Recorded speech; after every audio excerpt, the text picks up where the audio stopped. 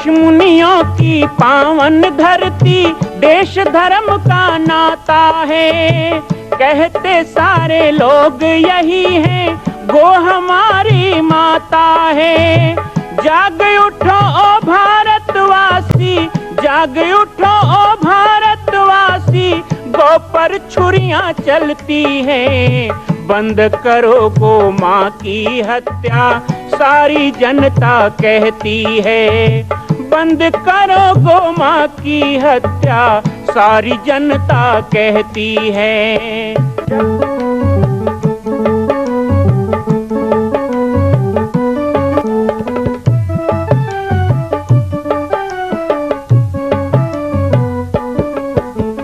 जगह जगह पर बूचड़ खाना, लाखों गौएं कटती हैं। किसे सुनाए व्यथा हमारी, नैना नीर बहाती हैं। रक्षा करना गौ माता की, रक्षा करना गौ माता की, गीता ज्ञान सिखाती है। बंद करो गो माँ की हत्या, सारी जनता कहती है। बंद करो गो माँ की हत्या, सारी जनता कहती है।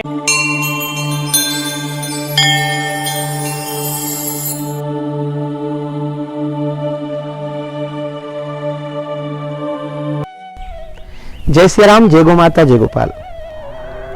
लगातार हमारा प्रयास है कि हम जितना भी स्मरण में आए वो बातें आप सबके साथ बांटें। आज बाबा जी की पाती कार्यक्रम में पुनः आपके साथ मैं कुछ यादें लेकर जोड़ रहा हूं। कल हमने आप सबको बताया था कि किस तरह हमारी जन्मभूमि पर हमारी दीक्षा को लेकर के बातचीत चल रही थी, और आज आप सभी को घर से प्रस्थान की बातें बताएंगे। बाबा जी की पाती कार्यक्रम में जुड़े रहें और हमारे बचपन की यादों को आप हमसे साझा करें और अन्य लोगों तक पहुंचाएं। आइएगा, आप सबको वो भूले बिसरे पल की याद में जोड़ने का प्रयास करता हूं। परम गुरुदेव, जय श्री राम, जय गौ माता, जय गोपाल। साहेब अंगूठी साहेब,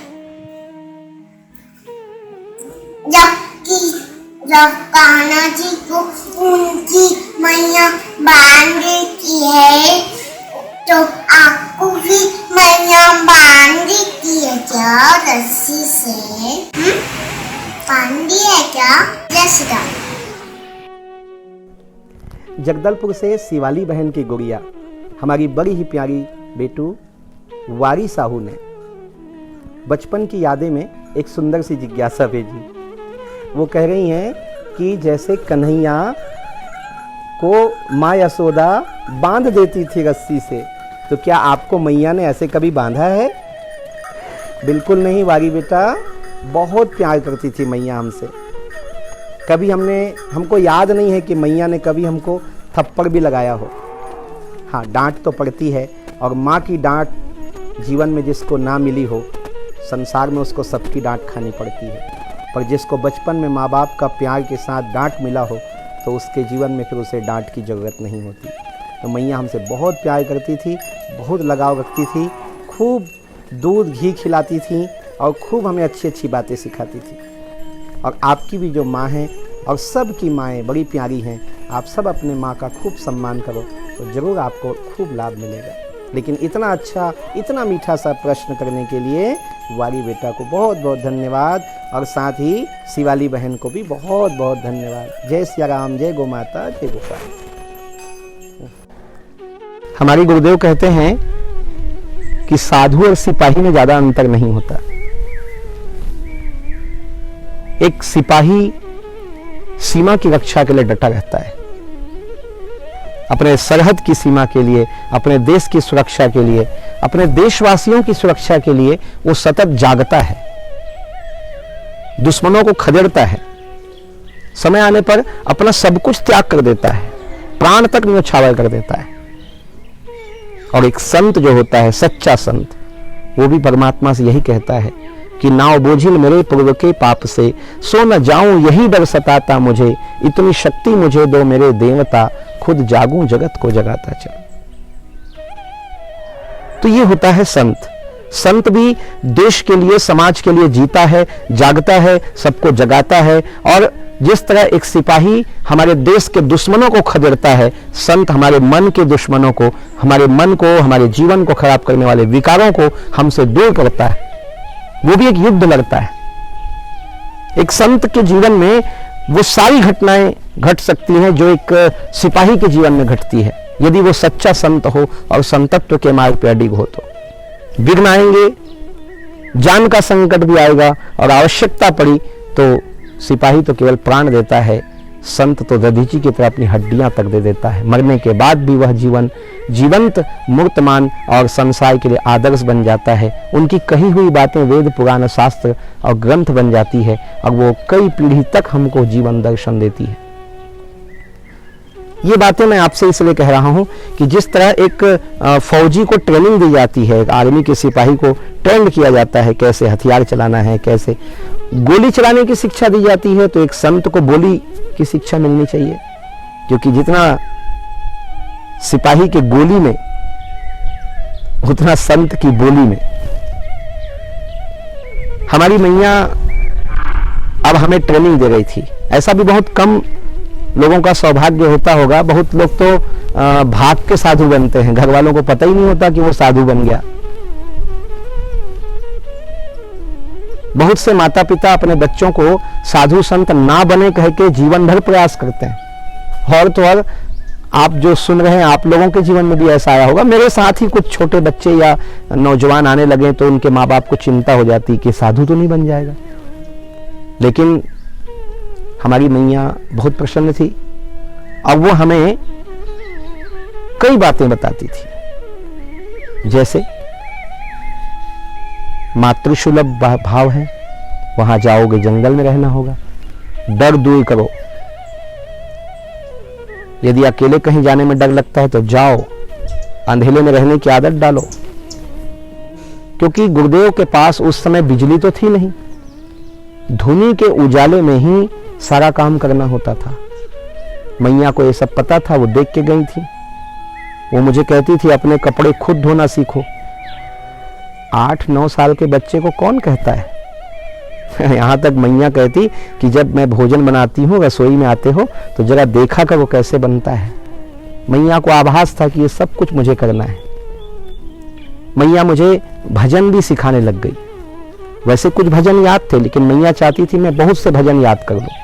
तो मुझे कहती कि आपको लिख के नहीं देंगे, आपको याद करके जाना है। वहां जाओगे और बाबा जी कहेंगे भजन आता है आपको, तो आप हाँ कहेंगे, तो आपको सुनाना भी होगा, तो आपको याद होना चाहिए। इस तरह मैया ने बहुत अच्छी अच्छी बातें सिखाना, बताना और भजन सिखाना, बहुत सी चीजें हमको सिखाना शुरू किया। कुछ दिनों के बाद हमको पता चला कि उस समय फोन मोबाइल नहीं था। हमारे पिताजी ने एक पत्र लिखा बाबा जी को, और पत्र आया। उन्होंने पत्र का जवाब दिया कि आने वाले माघी पूर्णिमा 24 फरवरी को विजय कुमार का दीक्षा पाटेश्वर धाम में संपन्न होगा, तो आप उनको लेकर के यथा समय आ जाइएगा। क्योंकि यहाँ यज्ञ होता रहेगा, और यज्ञ के पूर्णाहुति में माघी पूर्णिमा में संस्कार होगा। ये बात हमें संभवतः 8 दिन पहले पिताजी ने बताई कि 22 तारीख को हम लोग जामड़ी पाठ जाएंगे। संयोग बना और 3 लोगों के चलने की तैयारी हुई। सबसे पहले पिताजी थे, मंगसा वाले गुरुजी, दूसरे में मैं था, तीसरे में आप सब सोच ही रहे होंगे कि माँ आई, लेकिन मैया नहीं आई। मुझसे जो बड़े वाले भाई हैं देवेंद्र जी, वो मेरे साथ आने को तैयार हुए। हम 3 घर से निकले। उस दिन प्रातःकाल स्नान पूजा के बाद मैया ने भोजन खिलाया। ऐसा बिल्कुल नहीं था कि कोई विदा कर रहे हैं, मुझे एहसास नहीं था। मुझे तो लग रहा था बस जामड़ी पाठ जा रहे हैं, साधु बनेंगे। ये बिल्कुल नहीं पता था कि साधु बनने के बाद अब वहीं रहना पड़ेगा, हमको आना नहीं है वापस घर। हमको तो लग रहा था जा रहे हैं, वैसे आएंगे भी। लेकिन मैया को एहसास था, पर उन्होंने अपने भाव कैसे छुपाए होंगे ये तो माँ ही जान सकती है। इसीलिए तो कहते हैं कि जिसका आदि नांत हो उसे आसमां कहते हैं, और जिसके हृदय को कोई ना जान सके गहराई वो उसको माँ कहते हैं। मैया के चेहरे में कोई ऐसा हमने भाव नहीं देखा कि गले लगाना, कि माथा चूमना, कि जा रहे हो बेटा ध्यान रखना, ऐसा कुछ नहीं। सामान्य जैसे हम कहीं गांव जाते हैं ऐसे मैया ने विदा किया, ना वो दरवाजे तक भी आई। तो हमें कुछ वो आभास ही नहीं हुआ मोह माया का वहां पर। शायद मुझे वो सब ना हो कह के मैया ने ये सब किया, और यदि ऐसा भी हुआ तो मेरे स्मरण में कुछ कमी होगी। बहुत पुरानी बातें हो गई हैं, बहुत दिनों बाद मैं उन दिनों को याद कर रहा हूँ, तो कुछ मुझे बताने में भी गलती हो रही होगी। और मैया जी, गुरु जी, बाबा जी की पाती देखेंगे तो वो कुछ गलती हो रही होगी तो क्षमा भी करेंगे। तो इस तरह से हम घर से निकले, रास्ते के लिए भी रोटी बांध दी मैया ने, इतना याद है। सिलियारी हमारे गांव से 3 किलोमीटर है, वहां आए, वहां से ट्रेन बैठे, ट्रेन से हम पहुंचे राजनांदगांव, राजनांदगांव से बस बैठे, और इस तरह हम तीनों डोंडी लोहारा पहुंचे। डोंडी लोहारा में बस स्टैंड में काली मंदिर, जहां पर रूम महाराज जी और भी कुछ भक्त थे, वो लोग मिले। और इतना तक मुझे याद है उस दिन का घटना, एक एक चीज याद है कि गुरुजी लड्डू खरीद के लाए और रोटी घर की थी, हमने काली मंदिर में रोटी खाया तीनों ने। उसके बाद पाटेश्वर धाम जाने की तैयारी हुई। वहां से पाटेश्वर धाम आने के लिए कोई साधन नहीं था, कुछ भक्तों ने मोटरसाइकिल, साइकिल सब व्यवस्था की, और हम करीब 8-9 लोगों की संख्या में डोंडी लोहारा से निकले। 2 बजे 3 बजे संभवतः निकले थे, और बहुत कठिन रास्ता था डोंडी लोहारा से इस तरफ आने वाला। सड़क बड़े बड़े बोल्डर होते थे, और साइकिल भी नहीं चल पा रही थी। हमें याद है कि कम से कम 10 जगह तो हमको साइकिल से उतारा गया, क्योंकि नाले थे जगह जगह पर, हर जगह उतरना पड़ता था, चढ़ना पड़ता था। हालांकि वो ठंडी का दिन था, लेकिन नालों में उस समय पानी बहता था, फरवरी का महीना। और इस तरह हम पहुंचे ग्राम भंडारी टोला बड़े जुंगेरा। बड़े जुंगेरा में भी रामाधीन बाबा, पवार सिंह जी और फकीर राम नायक जी, फूल सिंह जी, मंगल नाई ठाकुर, हमारे वैष्णव दास जी, और ऐसे कुछ 15-20, क्योंकि एक चर्चा थी सब में कि एक छोटा सा बच्चा को दे दिए हैं, वो आने वाला है, उसका दीक्षा होगा। उस समय तो नाम नहीं था मेरा, ये राम बालक दास वगैरह नाम नहीं था, बस छोटा बच्चा ऐसा सब में चर्चा था, कौतूहल था। कुछ माताएं मिली, किसके यहाँ बैठ के पानी पिए, और फिर सब लोग वहां से, अब तो वहां से कुछ आना नहीं था, साइकिल वगैरह सब वहां छोड़ दिया गया, और वहां से हम पैदल यात्रा प्रारंभ किए। आपको हम कल बताएंगे कि किस तरह पाटेश्वर धाम की पहली पैदल यात्रा, और पहली बार मुझे जामड़ी पाठ का दर्शन, धुनी मैया का दर्शन हुआ। और उसके बाद दीक्षा का भी प्रसंग है, और दीक्षा के प्रसंग में कुछ जिज्ञासाएं आप लोगों की है, उस पर भी चर्चा करूंगा। बहुत अच्छा लगता है आप सबके साथ ये स्नेहपूर्वक अपने बचपन की कुछ यादें मैं बांट रहा हूं, और आप सभी लोग मेरी इन यादों को सहेज भी रहे हैं और उसे बांट भी रहे हैं अन्य लोगों तक।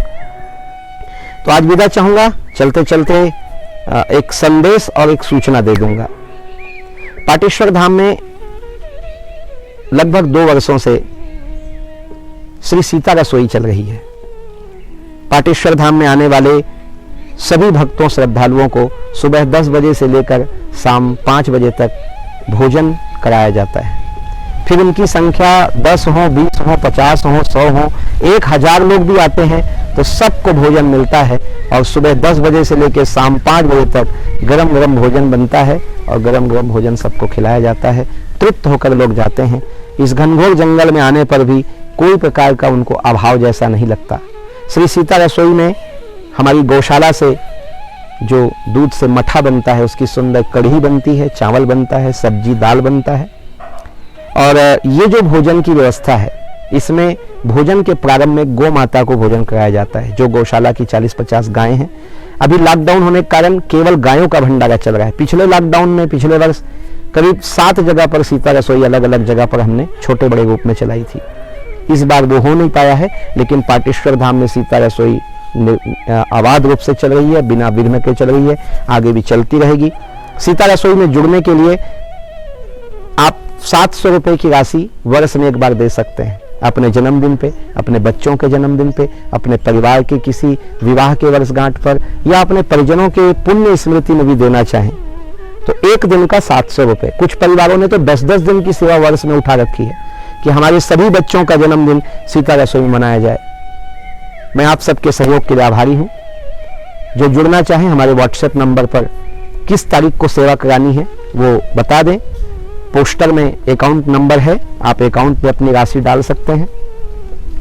दूसरी बात, जो लोग जुड़े हुए हैं, लगभग अभी तक 700-800 लोग जुड़ चुके हैं, जो लोग एक एक दिन या 2-2 दिन की सेवा कर रहे हैं, उन सब से एक निवेदन करूंगा, आप कौन से वर्ष में जुड़े हैं, क्या क्या नाम से जुड़े हैं, आपके परिवार में आपका, आपके अलावा और किनका किनका सेवा है, क्या सदा सदा आप चलाना चाहेंगे या रोकना चाहेंगे, साथ ही आपने कितनी राशि अभी तक जमा की है, ये सब का विवरण हमारे व्हाट्सएप नंबर पर भेज देंगे तो बड़ी सुविधा होगी। इसी के साथ आप सबसे विदा चाहूंगा। पुनः कल भाग 6 में बचपन की यादें लेकर जुड़ेंगे आपसे। जय श्री राम, जय गौ माता, जय गोपाल।